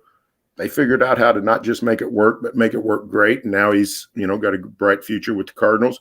And then Jalen Hurts, basically a fullback playing quarterback, and they figure out how to make that work. So the most impressive thing is how they've been able to make all these different quarterbacks who are not the total package.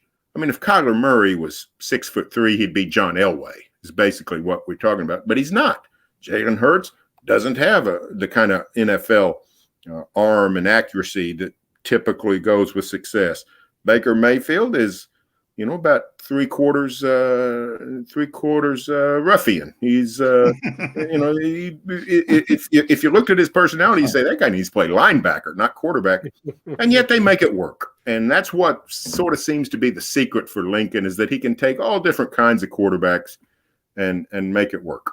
All right, along those lines, and that story you told us about Baker coming in unrecruited and just showing up and then winning the job and becoming what he's become was great. The other two guys also transfers in that started their college career elsewhere and ended it quite successfully, thank you very much, in Oklahoma.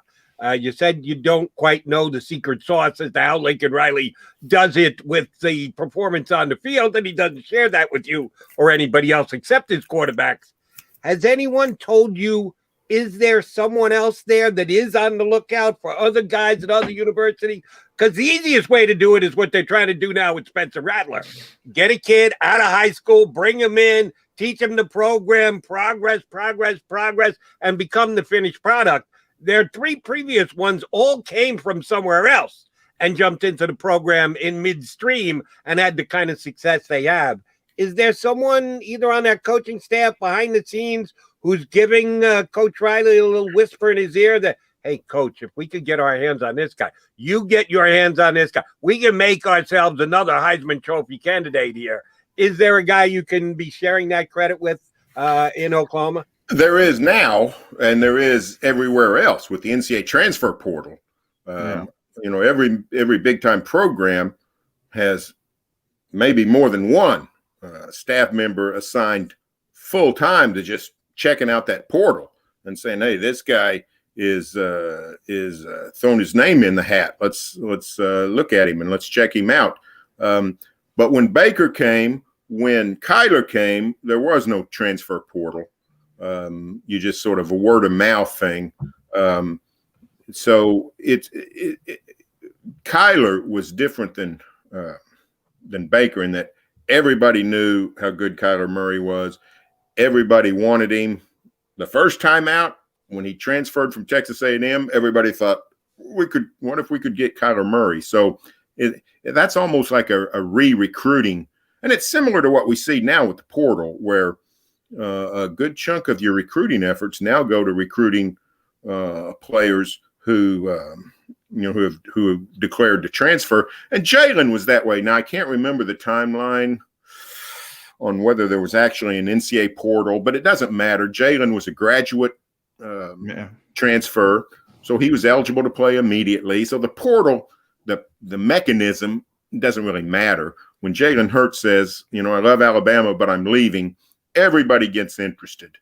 And, looking back, it was clear that there were two or three places that would be ideal for Jalen Hurts to go. When I looked at Jalen Hurts at Alabama, and I thought, where could this guy? It's pretty clear with the Tua explosion that Jalen was probably going to need to transfer in order to play. And I remember thinking, in our part of the country, I thought Jalen Hurts is the perfect Kansas State quarterback. Because K-State runs their quarterback a bunch. They have under Bill Snyder. They've done it. They did it for years. Successful program, didn't always win at the highest level, but always competitive and would upset teams and won a couple of Big 12 titles. And so a really good program.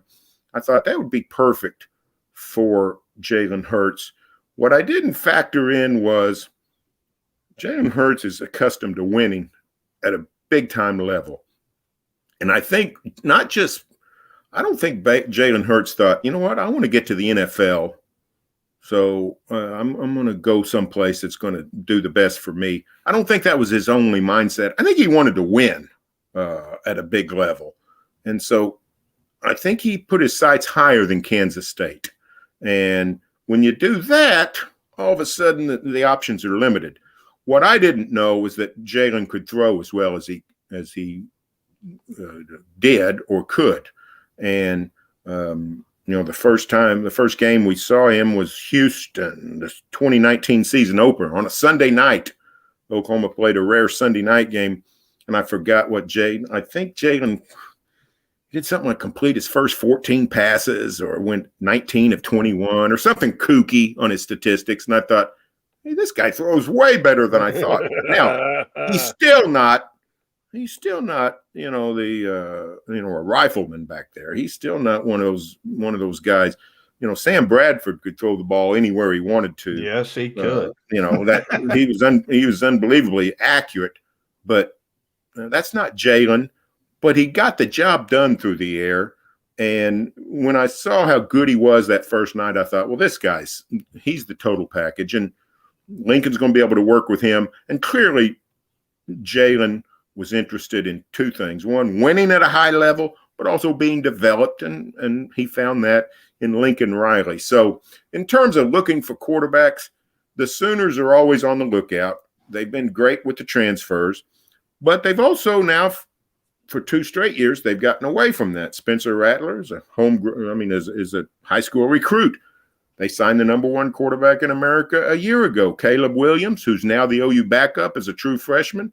He looked fantastic in the spring game. So I think Lincoln's philosophy is, let's just get him wherever we can, whether it's free agency or whether it's the draft. That's basically what we've got. Is we now have in college football, we have an NFL style. You can draft quarterbacks, sign them as high school kids, or you can go to the transfer portal, sign them as free agents. 2 different ways. The only thing we don't have is trades. When we figure out the trade mechanism, we'll have it set. That's funny. That's good intel, Barry, because now we know who's going to be in the mix with the Clemson kid to be number 1 overall in a couple years. So Caleb there you Williams. go. I do want to kind of hunker down on Jalen Hurts here, because you've been around guys who turned out to be the number 1 overall pick, and Spencer's going to be somewhere in that range, versus Jalen, who was a 2nd-round pick. It's kind of the opposite. We've gotten to know Jalen here. He's got all the intangibles. We know the leadership. Guys gravitate towards him. He's got the work ethic. The only thing we're concerned about is kind of what you alluded to. Does he have that high NFL level skill set? Can he throw the football consistently? You mentioned he's a fullback playing quarterback. He was a power lifter. He's incredibly powerful. Do you think he's got the top tier NFL skill set, or is that the biggest concern moving forward? Well, I think it is the biggest concern. And this rests on the Eagle coaching staff. And, maybe it's a 1-year experiment. Clearly, from here in Oklahoma, looking up at the Eagles, it looks like that's what 2021 is about, is let's figure out if this guy can be our quarterback or not. You can't turn him into a classic NFL quarterback. I don't think ever. I don't think that's going to happen. If you want to win with Jalen Hurts, you're going to have to run him and do the throwing. Now, the question is, can he hold up? Even the toughest guys in the NFL, it's a brutal league. I mean, guys get beat up and playing quarterback, I don't know. But if you're willing to try it, I mean, I think it can be successful because, a running quarterback is what keeps defensive coordinators up at night. And, all of a sudden forever you've been playing 11 on 10 if you're a defensive coordinator. And when quarterbacks run, all of a sudden it's 11 on 11 and the whole landscape changes. So we saw that Jalen's running ability just in, sort of the emergency mode that he took over in, I guess it was November, maybe it was early December, whenever, with the Eagles, that, he could be effective. Now, he's going to have to throw better. Was it 52% or maybe it's below 50? I can't remember his completion percentage. Yeah. Got to get better. You got to get up close to 60 to survive. But I think he's capable of that. And if you tailor an offense around him, I think it can work. What impressed me about Jalen was, his deep ball accuracy is not bad. The 25-yard out patterns where you're throwing it, 4 inches beyond the cornerback's fingertips, that's probably not Jalen Hurts or ever going to be. And if that's what your offense is predicated on, you're probably in trouble. Well, then I have to make sure that's not the offense it's predicated on. All right, Barry, last thing. And we are looking down the road a little bit. I happen to be a big Jalen fan. John is a pretty big Jalen fan. We hope he has a great year and the Eagles commit to him and say, you're our quarterback going forward. But if he doesn't, then the Eagles have put themselves in a position where they can go in another direction. They've got a lot of draft capital. They got potentially 3 first-round picks this upcoming year. They can either draft a quarterback or use those picks to try and trade for an established quarterback. If they're actually going to use them or have to use them to move up in a draft, and Spencer Rattler is the guy that they're targeting, give us what he brings to the table. We've seen Baker Mayfield, then we saw Murray, and we've now seen Jalen Hurts, and we'll have a full year of up-close and personal Jalen Hurts evaluation. Give us the Spencer outlook. Is he going to be able to play to the level where he's going to be the first or second pick in the draft? What does he do better or not as good as his predecessors there in Oklahoma? Give us your best Spencer Rattler scouting report. Well, Spencer Rattler's an interesting case because for 5 straight years, Oklahoma had a quarterback who finished in the top 4 with the Heisman Trophy voting.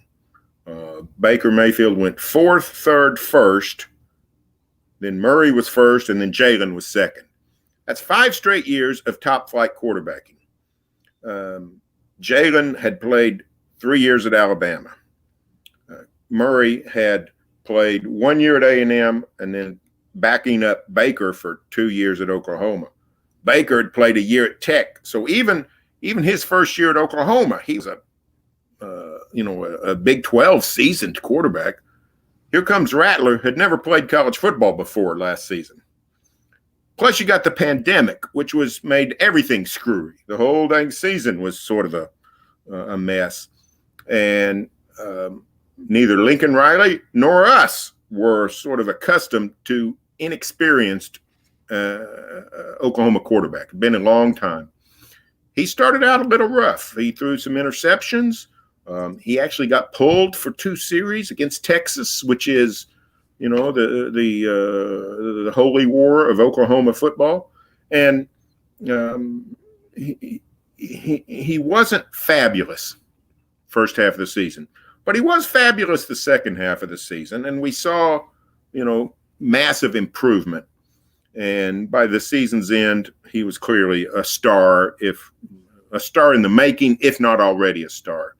He's sort of a hybrid of Oklahoma quarterbacks. He's not as elusive or as fast as Kyler Murray. He's not that guy. He's not going to win any wind sprint races. But he's pretty mobile. He's a much more accomplished passer than, say, Baker Mayfield in terms of arm strength. Not quite as accurate as Baker. Baker is very accurate. So he's sort of more of a traditional quarterback. Oklahoma's been winning with non-traditional quarterbacks is the truth. Spencer's sort of more traditional, just a really good quarterback. He can move pretty well. He can throw really well. He's accurate. He makes good decisions, or at least did, the longer he played. So, lots of questions about Oklahoma quarterbacks coming out of the draft. Could Jalen throw? Was Kyler big enough? Was Baker Mayfield a product of the system? Those kinds of things. Nobody's going to think that about Spencer Rattler. He's going to be a traditional high-level quarterback. Or this guy's, got everything. Just how good is he? So I agree with you. I think he'll be a top 10 pick.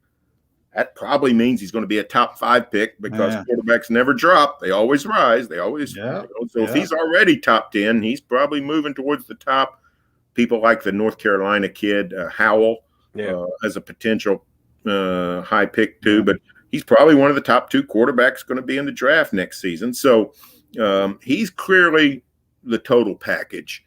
Does that mean he makes it? I don't know. Sam Darnold hadn't made it yet. Sometimes they make it, sometimes they don't.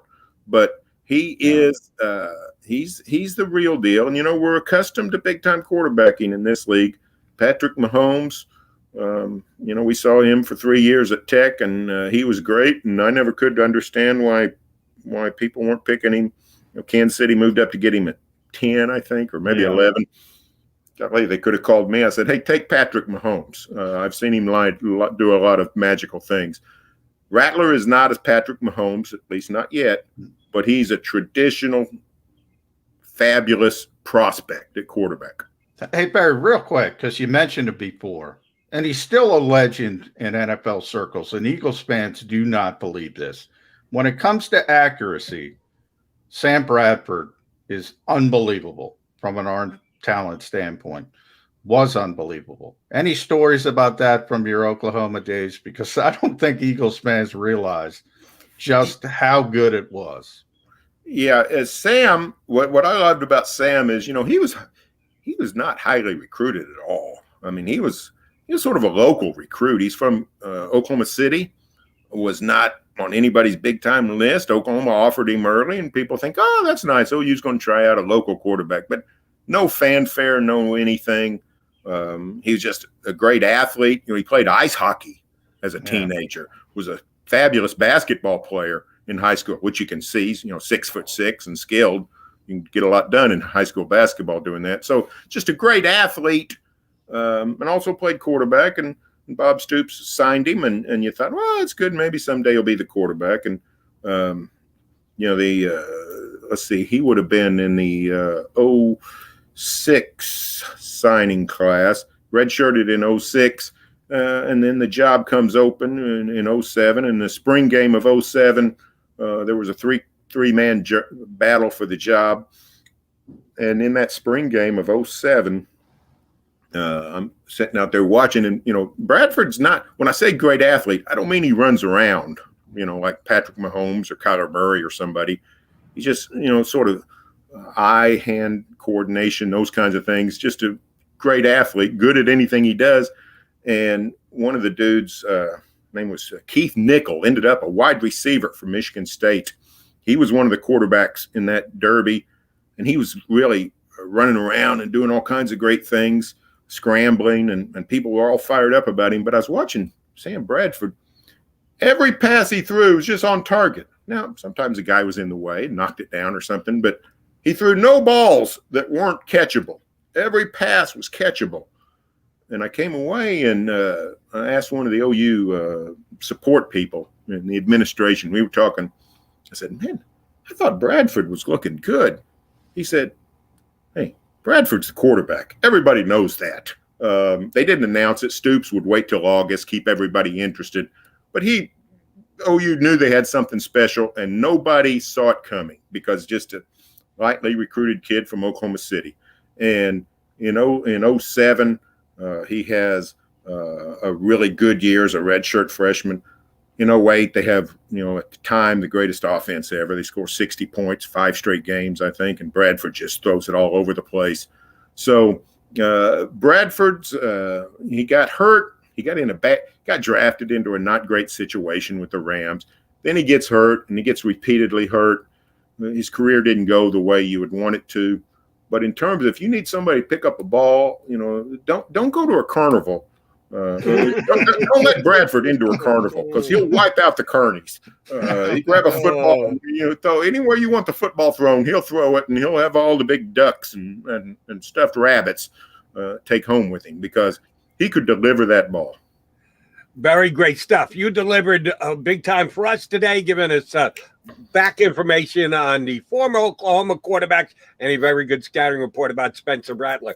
Chances are that's why we're going to reach out again because depending on how the Eagles season goes or the Oklahoma season goes, yes, Philadelphia may be looking to Oklahoma for its next quarterback again. Thanks for giving us some fun stories and insight today. We'll certainly get back to you. Enjoy your summer, buddy. You bet. That is Barry Tramel from the Oklahoman. Only been covering Oklahoma Sooner football for 30 years. So we thought he could share a little info and insight with us, and he did just that. All right, Johnny Mac, Jody Mac, the Mac guys coming right back here to put a bow on the show on Birds 365. I get scared sometimes. Of a lot of things. Joining in. Decisions. The dark. The dark. But I once heard someone say, But as I always say, it's okay to be afraid. as long as you face the fear. And keep moving forward. Wherever you are in life, count on the name trusted in insurance for over 80 years. Independence Blue Cross.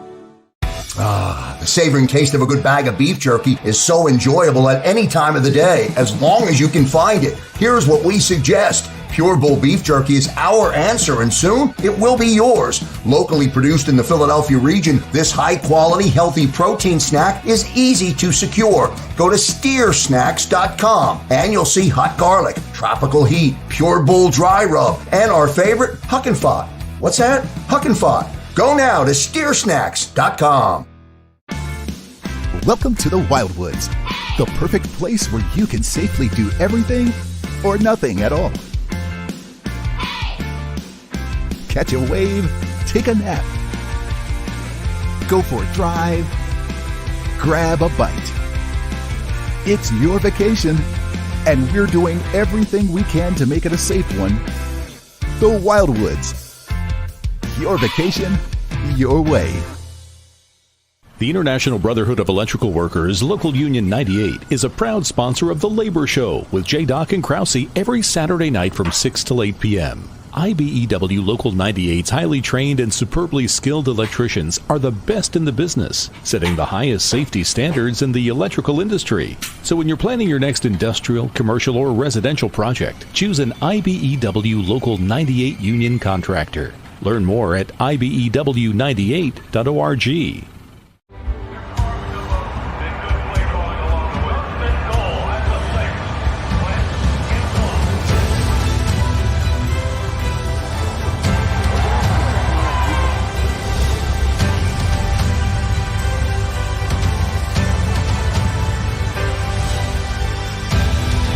On the field of life, First Trust Bank is there for you.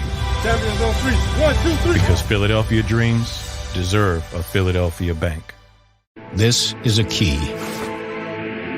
It's a family tree. It's a pair of wings. It's a secret handshake.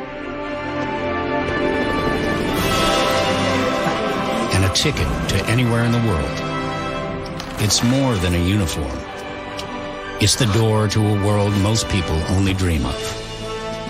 There's Strong, and then there's Army Strong. Try it on at GoArmy.com.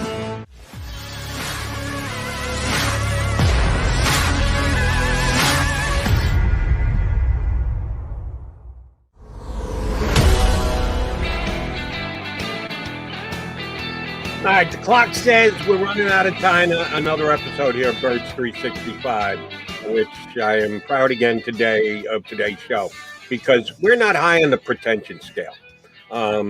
Johnny Mac, Jody Mac in okay golf shirts, not going to be wearing anything fancy, not going to wear a T-shirt with a message on it like Aaron Rodgers did yesterday. I'm offended. No, you're not going to get that here on Birds 365. Shoot, Barry Tramel looked like he hadn't combed his hair in about a week. So you're just going to get a bunch of guys sitting around talking football. That's what we do on a day in, day out basis, and we're hoping that you're enjoying it. Johnny Mac, what do you think we'll talk about tomorrow? It's always something, Jody, but I love the stories from Barry. I love them. I love the Sam Bradford story. I say people all the time, they don't understand. When I say legend in this league, he is a legend. People don't understand his accuracy, his ability to deliver the football. Offensive coordinators swoon over it, and people don't believe me. It is. Gil Brandt said it was the best pro day he ever saw. Nobody could deliver the football more accurately than Sam Bradford. And nobody believes it for some reason because he wasn't successful. A couple of things about Sam Bradford that worked against him. He was the last of the big contract. Oh, yeah. Last big bonus, baby. Yeah. The next year, the year after Sammy was drafted, they said, we need to stop this. We can't be paying these guys if they turn out to be busts and we're paying them that many millions of dollars. We got to come together. So the ownership did, and the union folded, and they were able to get that through so they could slot the. Well, that was more the veteran players. The veteran players didn't like that the younger players. They sold the younger players down the road. Exactly. And shame on those. Had nothing to do with Sam Bradford. But Sammy got all of his and a bag of chips before they changed the rules. So that worked against him, number one. Number two, as Barry pointed out, he had some bad luck with some injuries. Yeah. So he was never capable of becoming the quarterback in the NFL that everyone projected him when he was coming out of college.